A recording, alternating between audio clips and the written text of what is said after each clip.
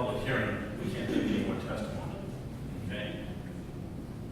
And we'll allow him some time to get started.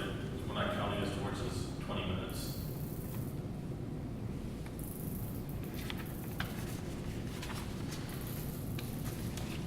That sound good, Mr. Attorney? Mr. Attorney? Yes. All good so far? Oh, all good. I'm sorry.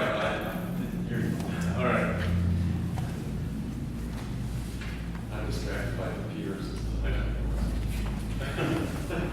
We sway off course, though. You let us know. Yes. What do we have there? It takes a while for it to load up.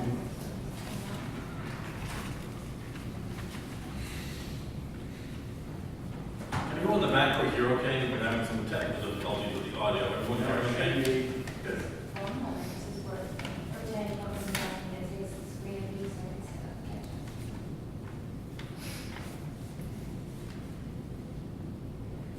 Okay, great. Okay, we're gonna start you off now. Yeah, okay, good evening, Mr. Mayor, Aye. Councilman Warner, and the rest of the Phoenix City Council and staff. I'm proud and sorry to have to talk to you with my back to you. My name is Don Fitch. I have a long association with Phoenix, so it's really a privilege to be one of the first presenters in this new great facility. With this facility, location and structure, Phoenix did a very good thing.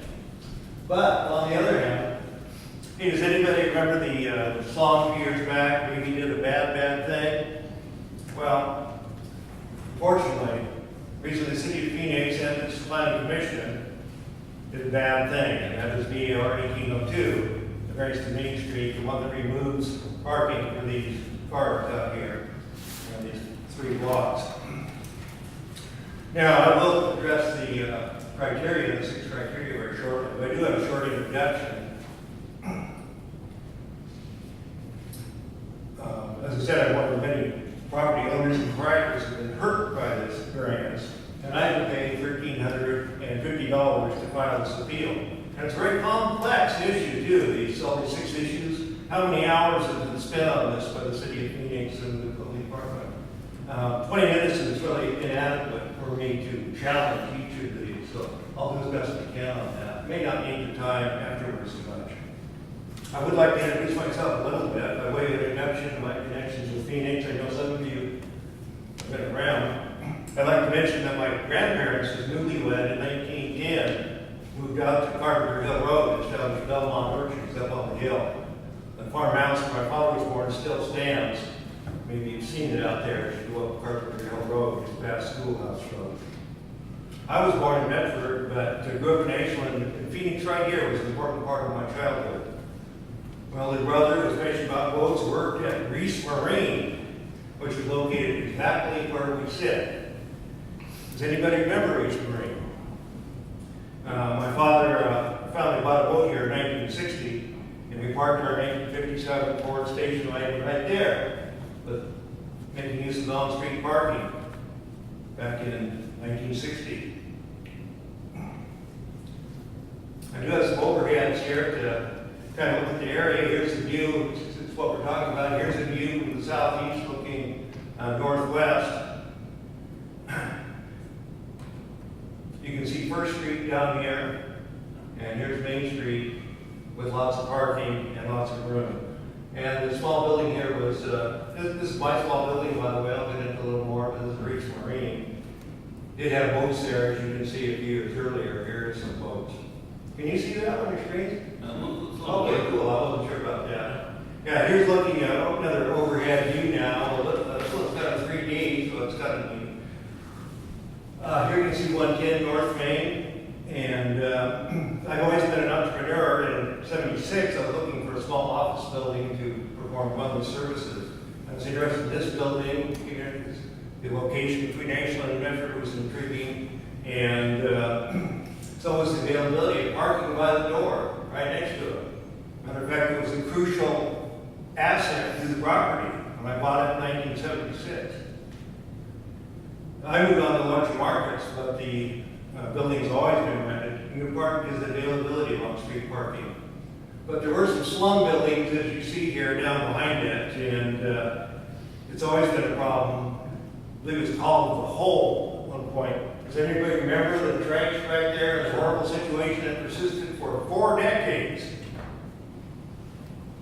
Finally, in 2015, when further development of the area picked up, I purchased the adjacent 2 lots, so now my 3 lots extend to the corner, and this is my property here, and all of it. And one thing I was able to do is working right with FURA, we were able to remove the 2 trash buildings. Here we are in the process of it. This is being torn down, but it didn't look much better when it was up. And I was proud of my contribution not only to the city of Phoenix, to my property, but the city of Phoenix too, because here we took out eyesores that had been there for 4 decades. Here's a newer configuration now, again, my building and my on-street parking part next to it. Notice the eyesore buildings are gone. And we have really a premier lot there on the corner, I think. But notice what we have here. 6 foot, we have 6 foot curbs in place here. And 8 foot parking. And then like a 14-foot travel lane, and it's bicycle lanes that go on forever, 8 or 9 feet as I measured it. 12 feet of parking on this side. And I can see why people were opposed to this configuration and wanted to change, and that's due to change it. What's happened here? Bike lane in. Now all my parking on First Street, adjacent to my property, is gone. Well, that didn't turn out so well for me. I lost this parking, but I never, in my mind, thought that I could possibly ever lose this parking access to my building. Right on Main Street. That didn't occur to me. Gee, I was so young and naive, I guess. Well, at least I was naive. The on-street park on Main Street was key to my purchasing of that building in 1976 and has been crucial to every business that's been there. That being said, I have no opposition to returning to 2 lanes. There's even a great plan for doing so that maintains the parking. Now, we're here tonight to discuss the code and the planning commission's adherence or not to the code. So what is code? Code is what protects property owners like myself from the hardships such as the removal of on-street parking at the Phoenix building, at my Phoenix building after 42 years of having the parking. Code is what allowed customers like my dad to park right here when he bought a boat in 1960. Code is what protects easy access to this very community center, parking that will soon be removed and be replaced by concrete. And code is what the city council decisions are supposed to be made upon. Code is what the planning and building department is supposed to uphold and protect. And code is supposed to be the foundation of the planning commission decisions. In this case, none of that occurred in these 3 cases.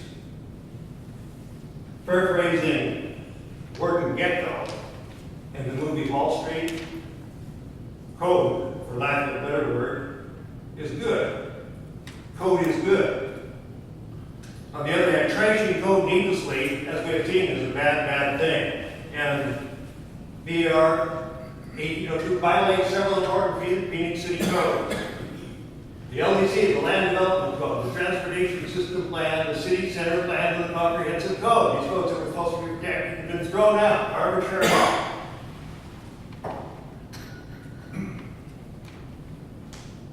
The Planning Commission on May 29 erred in not challenging profound code violations in 1802 and then rubber stamping each of the criteria. The entire process begun by the City Council, carried out by staff, approved by the Planning Commission, quite a incestuous relationship, I should say, and very unusual in that my appeal is going to the agency that requested the whole variance in the first place. Generally appeal to a higher agency. And then I may do if I have to go to LUBA. But this entire process overlooked a 2-lane alternative that retains parking here. So really, this variance was much ado about nothing. We violated the Land Development Code. In fact, all Land Development Code standards for on-street parking needs. I believe it was item number 3. No LDC transportation standard allows removing parking from one side of an arterial street. Oddly, this really wasn't discussed in the city council planning proposal. Mentioned only that removal on-street parking is the primary reason the proposal requires variance approval. Actually, this should have been said the primary reason the planning department to immediately reject the code busting proposal when assigned by the city council. And the reason it should be rejected by the planning commission. The building department should have thrown out the city council when they came to this plan. No, that's not what we do. We protect code. We don't write variances that attack it needlessly. And a solution that conforms to the codes and provides two travel lanes while keeping parking exists. Slide BAR, violates the transportation system plan. There is no provision in the transportation system plan, TSP, and there never has been for any plan for a double lane with bike lane and removal of parking on the other side.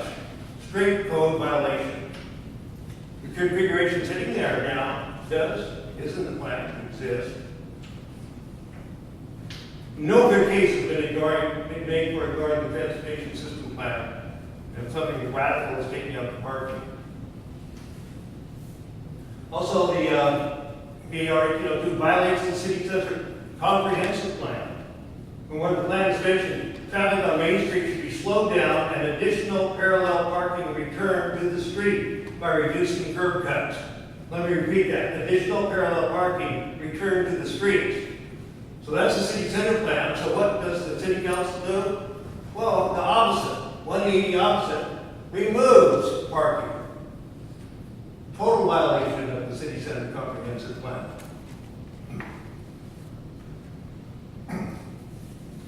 I'd like to say I will address these criteria that came up with. I'd like to say that it seems to me that some of them are kind of arcane and there's missing criteria. New safety hazards were created by this variance. Where is the criterion addressing safety hazards? Also, the variance creates business hardships for existing businesses here. Where was the criteria representing the needs of people doing business here now? I'll go in a little bit into the safety hazards related to my condition here. This makes several of the specific criteria. In the case of Rogue Salon, which is now operating here, I think this is Angie Vermillion's car, it's a nail shop building at 110 North Main here. And to the extent the service will remain in business if parking to the shop is removed, which is doubtful, her clients, many of them elderly, some disabled, will face safety obstacles and hardships just getting to the shop. Now look at now, to get to the shop, what this the diabetic client say has to do is, sorry, the sound effects are amateur here. But drive up, get out of the car, and maybe painfully make the 10 feet into the shop. If this variance is carried through, no, you'll have to go down here, drive down here, park, get out, walk 500 feet back up to the shop. That's uphill. Think of a cold summer day with ice on the sidewalk. How will she get to Salon Road for the diabetic nail care she needs to perhaps save her feet from amputation? Salon Road has such plans. Deny them easy access to this crucial preventive health care measure discriminates against both their age and their disability. Such discrimination is prohibited by state law, ORS 650-MK.006.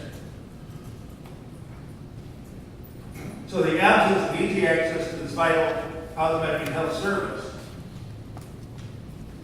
I mentioned, will be an insurmountable obstacle to her. Alternatively, clients could park over here on the other side of the street. Well, maybe, except with no parking here, this will probably be full. And even if she did, it's still a 100-yard walk around to get here. 100-yard hike instead of a 10-foot walk. Now, this variance also creates pedestrian dangers for people trying to use the new green plaza building, this building. It was designed for curbside access. You can see all the range out here, all set up for it. The first action the city council is going to do is take away the parking at It's all designed to meet the center. Many people will park on the west side and be forced to cross two busy traffic lanes. Also, there's business impact. A lot of these same elements, the difficulties sometimes to getting to the shop persist in terms of mostly elderly clients will not be able to arrive at the park. On this issue, no due diligence was done by staff in preparing this variance. Affected business owners were not contacted, and no meetings were held with stakeholders, no interviews were done. That's why the planning commission arrived at false decisions, because they missed the false input. Now, Salon Road is exactly the kind of business that Phoenix needs. She pulls in clients from all around the valley, shop in these stores. That's also a key health and cosmetic asset. Now, if Angie closes up business because there's no access, renting locations after on-street parking is removed would be difficult, if not impossible for me. So the on-street parking now offers was the main asset and part of its intrinsic value. When I bought it in 1976, it has been a key asset to every business since. Removal of this adjacent parking would represent a government taking of clearly grandfathered property rights. You know, you have 5 minutes to sleep on fair point, I think. You're doing great. 5 minutes of what? 5 minutes until the end of your 20-minute segment. Yeah. We can have a Okay, I don't recall, this is complex issues. It may take me more than 20 minutes, but I did pay $1,550 to fully address the issue. You know, we can do a little wiggle room, but I'm just giving you. Okay, point. thank you. Yeah. Sure.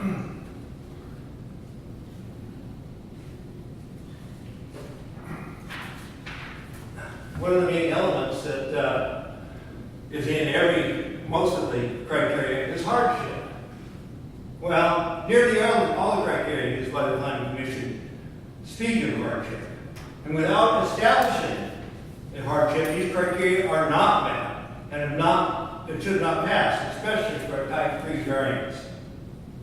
Now, no compelling need was ever shown by staff, only saying that more people wanted 2 lanes back rather than 1 lane.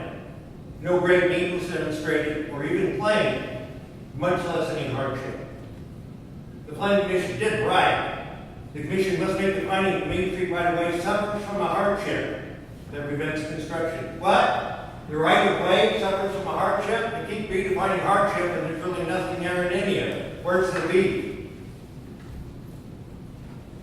The worst thing is that the Planning Commission, without giving any thought, declared the hardship. In reality, the current property owners, like myself and shop proprietors, can and will suffer from hardships. Again, it was redefined. Or to do 2 travel lanes with existing curb width, something else has to be admitted. This is the hardship. Oh, I thought it was the other thing.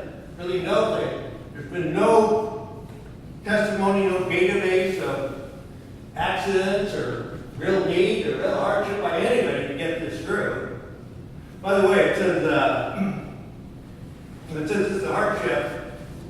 Wait, what? This speaks only to the effects of the variance. Hardships be inflicted when the variance is carried through, but not a reason for creating the variance. Now, council has directed staff to proceed with 2 travel lanes to eliminate on-street parking between 4th and 1st Street. Now, there's a hardship for you. Not for the right-of-way, but for the people investing in doing business on the east side of Main Street, along with the Phoenix Plaza Center here. Again, no hardship justifying type 3 variance has been established. Now I address the specific criteria of the Planning Commission judge. Now remember, if one and only one of these criteria was passed incorrectly, then the entire variance is invalid and VAR 1802 must be reversed. We will show how several of these criteria were obviously incorrect, necessitating the City Council acceptance of this appeal. Actually, I have the criteria up here. Planning Commission erred in approving criterion A. Here's how I'll read that. The proposed variance will not be detrimental to the purpose of this code, to any of the other applicable policies and standards, and to other properties in the same land use district or vicinity. The iteration code is exactly what this variance does. By approving the criterion of the variance, the Planning Commission turns the code on its head, totally disregarding a variety of key codes, the LDC, the Transportation System Plan, the Meeting Center Plan, all thrown out the window.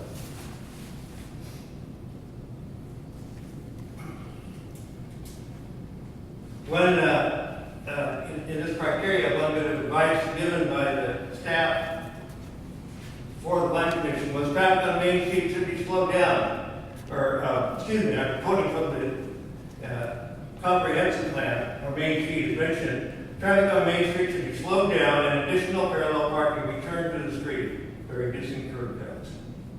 So the City Council does the opposite. And the Planning Commission erred in not protecting and enforcing the good goals of this plan and their endorsement of VAR 1802, which actually reverses the plan. The variance needlessly violates the streets and public standards of Land Development Code, LDC Chapter 3.5. There's no parking removal option in the LDC 3.5. On-street parking is protected by point 3. VAR 1802 ignores the two-lane solution that conforms to code. This proposal never merits the type 3 variance. In terms of being materially detrimental to the purpose of the code, the system is currently operating to code and can be thrown out. And a jumbled plan substitute in code really means nothing. My protection by this code was thrown out the window. The planning department erred in not pointing out this clear and inexcusable attack on the code to the planning commission. Their job should have been to protect the code, not bypass it. The planning commission was wrong to abandon the code. Actually, in all these codes, for this quick fix variance, especially lacking any good rationale. Hey, Don, you're at 21. I'm going to keep it going to 25 minutes.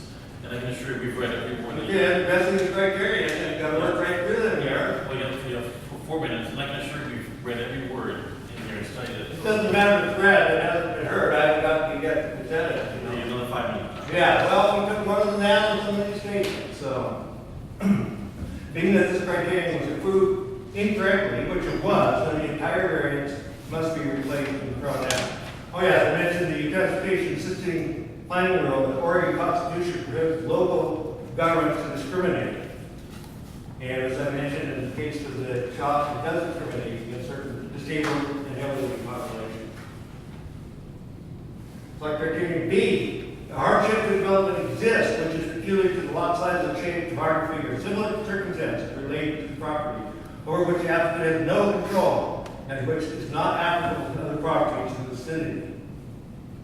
Well, I'd like to quote Gary Schaff, who included this statement at the end of the materials the Planning Commission got to see. Fact, the city as property owner is under no hardship, and any supposed hardship can be remedied, and is under the city's absolute control. Hardship is again redefined, this time as an impediment to development. Well, no development is being impeded currently, and the working situation is, and this variance is rejected. The only rationale given by staff in support of this project was the greater number of residents favoring 2 lanes. This is not a hardship, especially not when justifying a type 3 variance. In truth, the only current shops and future development on the east side of Main here was raised hardship if the radical changes outlined in VAR 1802 are realized and on-street parking is taken away. By accepting criteria B, the Planning Commission was wrong in saying there was a hardship. Currently, Main Street is already constructed consistent with applicable standards. And because lack of awareness of an alternative and no variance needs solution conforming to code that allows for travel lanes, a bike lane, and 2 equal parking lanes on every block of Main Street, the Commission received incorrect information in the staff's comments about criterion B. They accepted this criterion based on a fallacy, so their decision is invalid. These false statements from the staff below are 180 degrees from the truth. They created a GIGO, garbage in, garbage out situation. The garbage in was the incorrect staff report. The garbage out was the faulty acceptance of criterion B by the misinformed commissioners. And I'll read that. To show the LDC Table 3.2, this is the advice from the the building department to the planning commission on their criteria that they read and saw. Requires 11-foot travel lane, on-street parking on both sides, the bike lane with 6-foot sidewalks on both sides. There's not enough room for all required improvements between Fifth Street and Oak Street, but there is enough room. There's insufficient width for 2 travel lanes and other associated elements of the block between 4th and 1st Street.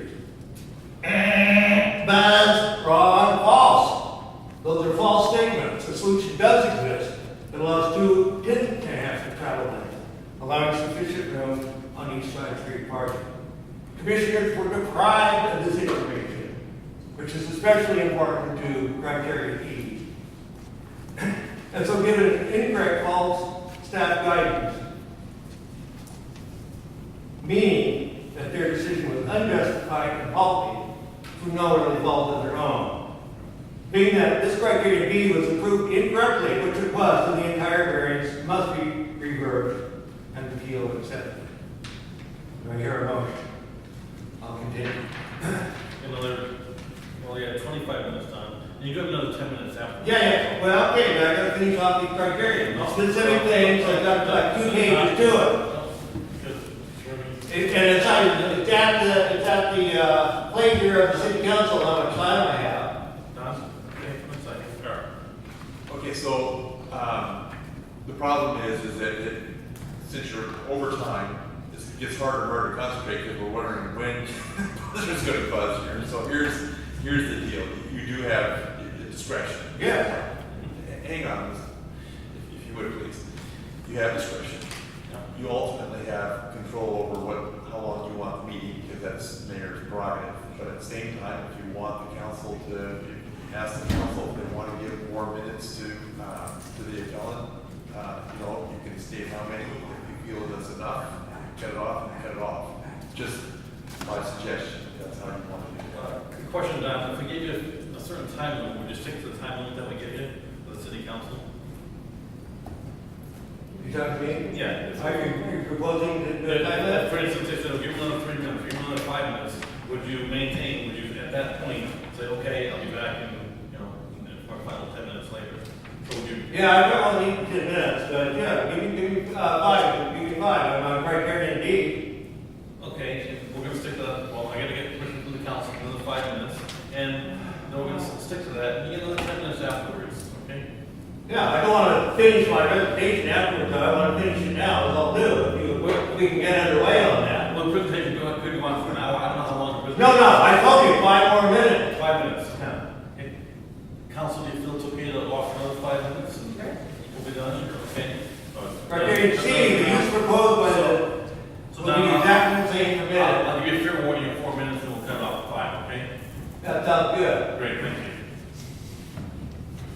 This criteria refers to the reasonable possible use of reasonable economic use of the land. Well, this land is already under economic use. The business on the east here. The proceedings of the variance will destroy the current reasonable economic use of the land on the east side.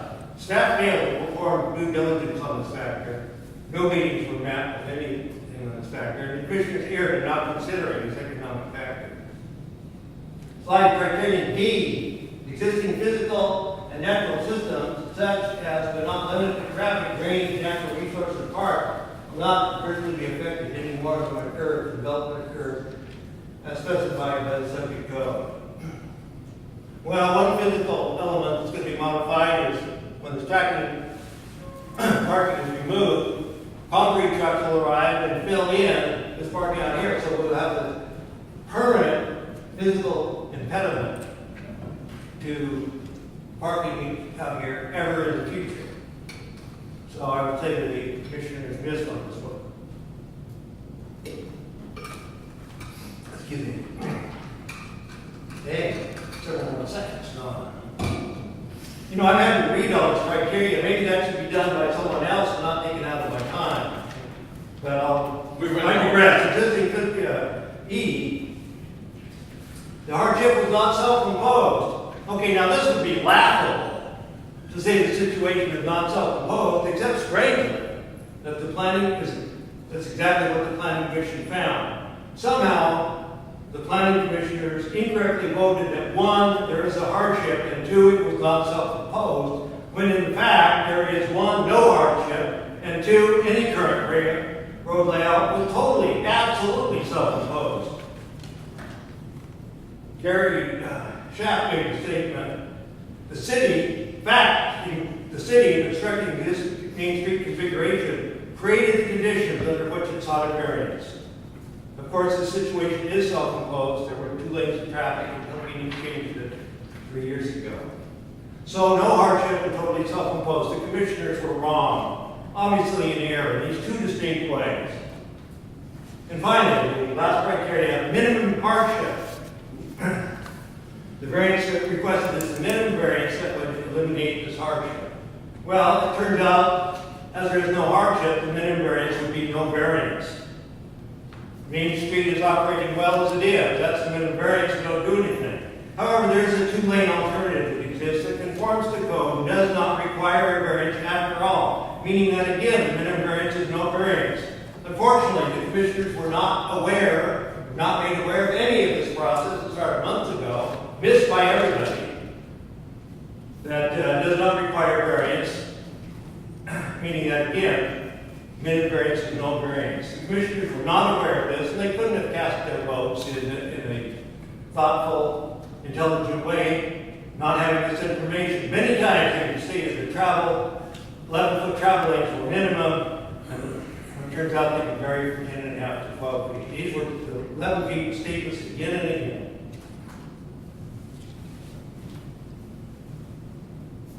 And here is a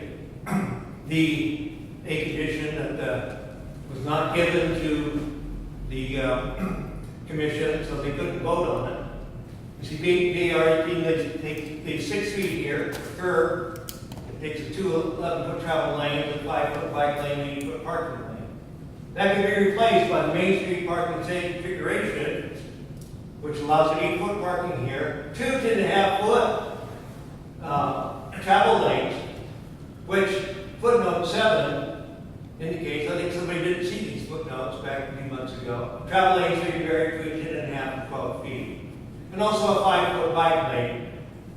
Footnote 3, bike lanes may be 5 feet wide, where the available right-of-way is limited, yes, and or on-street parking is provided. Yes, so all 3 conditions. And here is the bike configuration, by the way. You can see the minimum arc rating is 48, but 60 is fine. Just that you don't limit it. Yeah, okay, good. Looking overhead here, this kind of looks down on things the same way, east to west there, provides a view of it. But I'd like to say the City Council now can proceed. They need to, and I would say that any honest consideration by this appeal to the agency that created the whole situation will result in the reversal of this poorly planned and unnecessary proposal. There was no hardship or even need shown, any negatives were not considered, lack of due diligence was demonstrated by all the agencies in it. The Phoenix Planning Commission was mistaken, in some cases misled in accepting such a radical, code-busting variance. Some of these errors were due to erroneous input, as we have seen. Many of the criterion codes arbitrarily ignored for no clear reason, sort of a rubber stamping it looked like to me. And as we've shown, the Planning Commission erred in all criteria. Now we have a solution that works to go. Thank you very much, and you come back on the 10th. Okay, I just said, what the city that would see up above us here, but I asked you to accept this appeal, to reverse VAR 1902. And I know it's a future time, but let's look at adopting this win-win solution. Thank you very much for your attention, everybody. I know it's been a long go and difficult issues, so thank you very much. All right. Thanks, Tom. Thank you. How much time is that?